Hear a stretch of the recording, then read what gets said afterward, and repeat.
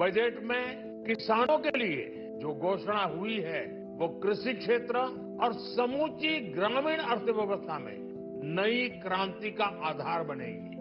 12 लाख रुपए तक की आय को टैक्स से मुक्त कर दिया गया। इसका बहुत बड़ा फायदा हमारे मिडिल क्लास को, नौकरी पेशे करने वाले।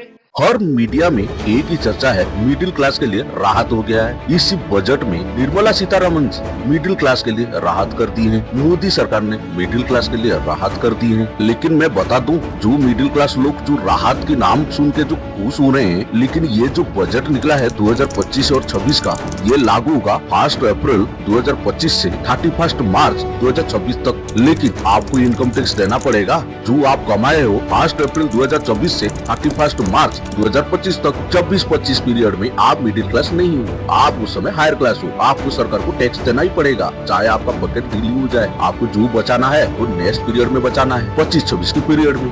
बजट में तो वही निकला है। लेकिन इस बात में बहुत सारा मीडिया चैनल मिडिल क्लास के लिए राहत हो गया, मिडिल क्लास के लिए राहत हो गया। ऐसे भी प्राइम मिनिस्टर मोदी भी स्पीच के समय में ये भी बोल दिए, गरीबों लोगों का ऊपर लक्ष्मी का कृपा हुआ है। ये लक्ष्मी माँ की कृपा पहले क्यों नहीं हो रहा था? लेकिन प्राइम मिनिस्टर मोदी सर ने लक्ष्मी माता किसको बोल रहे हैं? निर्मला सीतारमण को तो नहीं है। ये जो बजट निकला है, ये बजट का जो बिल है अगले हफ्ते आएगा। अगले हफ्ते आने के बाद पूरा फाइनल मोहर लगेगा इसका ऊपर। उसका बाद हम मिडिल क्लास वाले नेक्स्ट पीरियड के लिए बहुत सारा बचा लेंगे पैसा। ऐसा बचा लेंगे कि दुबई में बुर्ज खलीफा भी खरीद सकते हैं। जो के बाद टॉपिक में वापस आते हैं।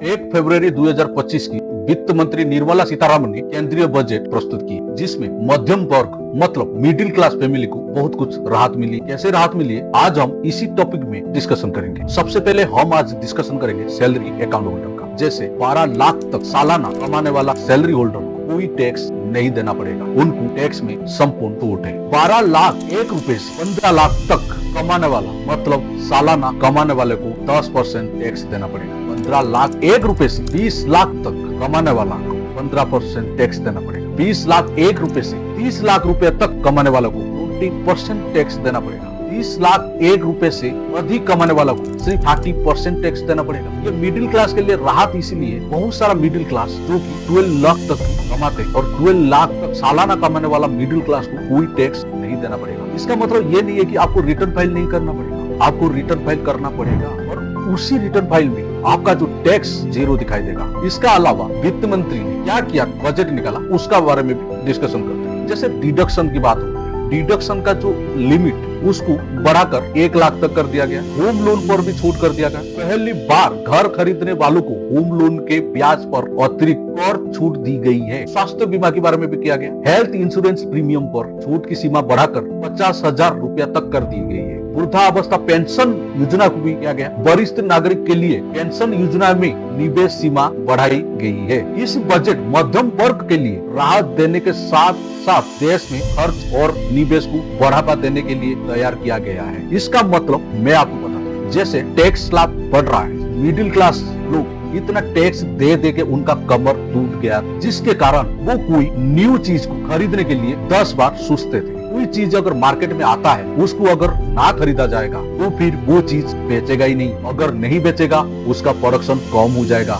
अगर प्रोडक्शन कम हो जाएगा देश का जीडीपी भी इफेक्ट होगा। सरकार ये सब को देख के मिडिल क्लास के लिए ये सब छोड़ दिया है। इसका अलावा भी और भी बहुत कुछ इस बजट में डिस्कशन किया गया है। किसानों के लिए कृषि ऋण में 20% की वृद्धि किया गया है। जैविक खेती को प्रोत्साहन के लिए विशेष योजना बनाएंगे। सिंचाई योजना के लिए अतिरिक्त बजट में महिला के लिए 1 लाख तक का ब्याज मुक्त लोन दिया जाएगा। गर्भवती महिला के लिए स्वास्थ्य सहायता योजना में वृद्धि।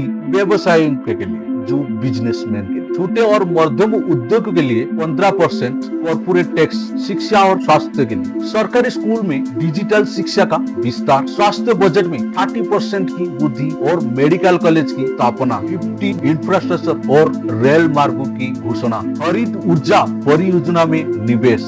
मीन्स रिन्यूएबल एनर्जी में निवेश करना है। वरिष्ठ नागरिक के लिए पेंशन योजना की छूट सीमा में वृद्धि, चिकित्सा खर्चों पर अतिरिक्त कर छूट, ये सब आज 2025 बजट निकला है। मैं ये कहना चाहता हूँ सरकार, ये तो ठीक है, इसके लिए मिडिल क्लास परिवार की तरफ से, मेरा तरफ से आपको धन्यवाद। लेकिन उसका क्या, आप मार्केट में जो रेट बढ़ा रहे हो, महंगाई बढ़ा रहे हो, ये कर्ज जो छूट दे के आप कितना % मिडिल क्लास लोगों को राहत दिए हो। मार्केट में महंगाई कम होना चाहिए, जीएसटी 18%, 28% तक भी लागू हो गया है, उसमें भी राहत मिलना चाहिए। स्कूल कॉलेज में भी राहत मिलना चाहिए। शिक्षा पद्धति में बहुत कुछ डेवलपमेंट होना चाहिए। मैं कहता हूँ क्वालिटी ऑफ एजुकेशन को, हमारा स्कूल में, सरकारी स्कूल में क्वालिटी ऑफ एजुकेशन नहीं दिया जा सकता, उसका ऊपर तो हर बजट में बोलते हो शिक्षा और ट्रीटमेंट के बारे में, लेकिन इसका प्रति कभी भी कोई काम नहीं हुआ। इसका प्रति काम होना जरूरी है। ट्रीटमेंट को लेके आता हूँ, जितना भी बड़ा बीमारी हो, जितना भी पैसा लग जाए, लेकिन ये आश्वासन हमेशा रहना चाहिए कि कोई भी सरकारी हॉस्पिटल में बिना भीड़ भाड़ में आराम से ट्रीटमेंट हो सकते हैं। जैसे कि